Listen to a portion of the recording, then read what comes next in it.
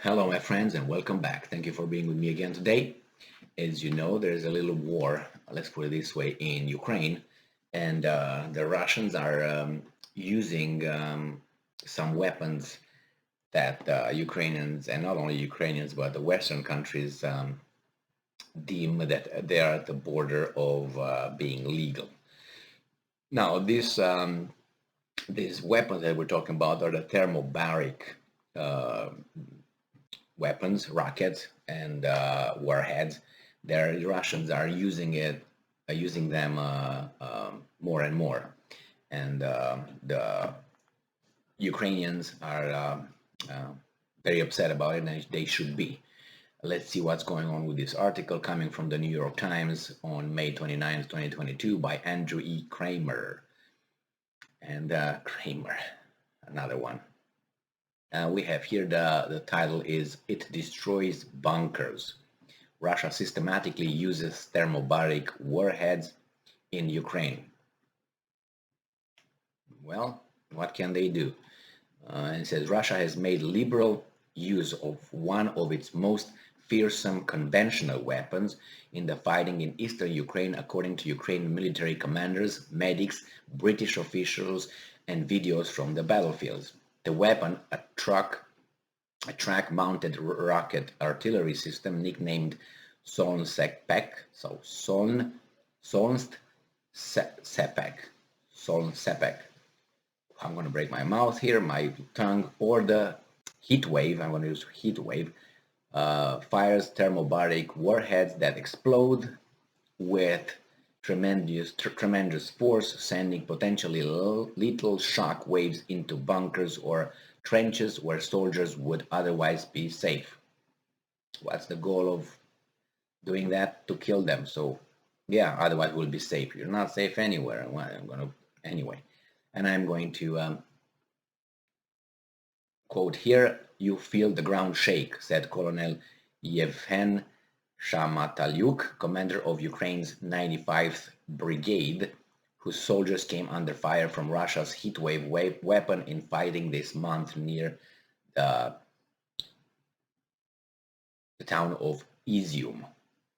"It's very destructive," Shamataluk said. "It destroys bunkers. They just collapse over those who are inside." The United States and other militaries also deploy thermobaric warheads in missiles and rocket-propelled grenades, and Ukraine's army said April 5 that it had fired heatwave thermobaric rockets from a captured system back at Russian troops, intending to burn them with their own weapons in fighting near Izium. So they did it in a moral way. We don't use it. We just took yours and we're gonna send it back to you so you see how it is to get burned. See? Yeah, good. You use it. You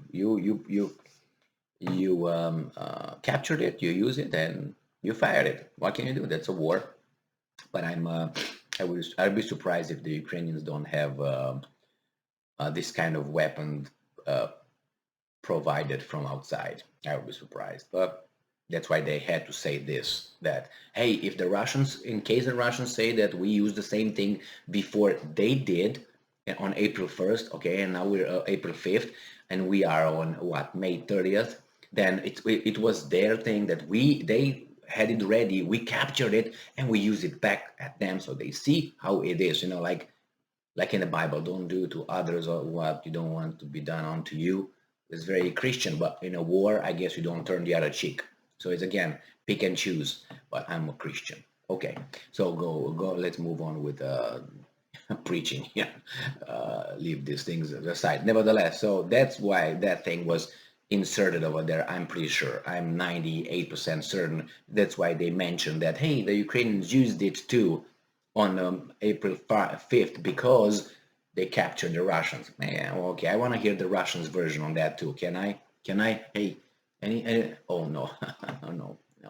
Okay, that's the same thing as with the First World War. Remember the First World War when I'm guessing everyone knows that the German army used chemical weapons, right? Am I correct?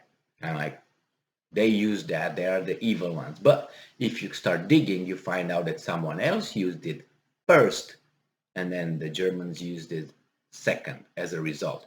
So I don't know. They probably use the same thing here. I'm not certain. But yeah, and check who was the first ones who used it. And then, or maybe you can look at some other things in the Second World War, but look at anthrax used or potentially used. They had them ready. Anthrax. Just see and see who gave a certain order and he was blocked. No, no, no, we can't do this, sir. All right. Thermobaric weapons are not banned and they are not addressed in the Geneva Convention, a series of international agreements that govern warfare. Russia's military has deployed a heat wave weapon in the war in Syria, but its use in Ukraine has become systematic, according to the Ukrainian military and video footage of strikes on towns in eastern Ukraine. Someone said in one article that the reason why the Russia, again, this comes from media. It's not. I don't make this up. It comes from the Western media. They said that, oh well, the one of no, you know who said it? It was retired colonel of U.S. Army McGregor, Doug McGregor. He had an interview about five days ago. Can't remember the name of the guy. It was anyway. So during that interview, McGregor claims that the why you don't see a front, that the armies fight face to face. That's what he says. Is because the Ukrainian army went into the cities and they stay there and they fight from the cities or surrounding, and then when they get pushed, they go inside. They don't go, okay, we're gonna meet at I don't know, Forest Marquios. We're gonna meet over there. We're gonna find the Russians. No, they're going into the cities. So this is what Colonel McGregor claimed in that video. You can find it's about 5 days old or 4 days old. I watched it yesterday actually. So it says here that the towns, that's why these guys say the towns, like, the Russians are just aiming for, and I'm not giving justifications or I'm trying to cut some slack for the Russians. No, but if you want to tell the truth, you tell things that you don't like, even because that's gonna, deny or is gonna limit your statements. In this case, yeah, they probably hit the towns. I have no evidence. This guy's claims, but I'm just saying, yeah. But if you would say the other side, we'll make it a little bit different because like this, it seems like, oh, they hit towns. Who lives in towns? Not the army, correct? So then, oh, they must be killing civilians.